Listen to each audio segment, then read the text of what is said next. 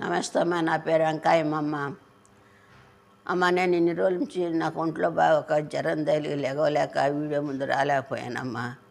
నేను ఇన్ని రోజుల నుంచి చేసి వీడియోకి మీరే నాకు సహాయం దయచేసి మీరు ఈ వీడియోని చంద్రబాబు నాయుడు దగ్గరికి, లోకేష్ గారి దగ్గరికి, పవన్ కళ్యాణ్ దగ్గర పంపుతారని ఆశిస్తూ ఇన్ని రోజుల నుంచి వస్తున్నాను. కానీ మీరు కూడా నాకు స్పందించట్లేదు. దయచేసి మీరు నాకు స్పందించి నాకు ఆ సహాయం చేస్తారని, నేను ఎంత అనారోగ్యంతో ఉన్నా కూడా వచ్చి మీ ముందు మాట్లాడుతున్నా. నాకు సహాయం దయచేయండి అమ్మ. నా స్థలం నాకు అప్పచెప్పండి.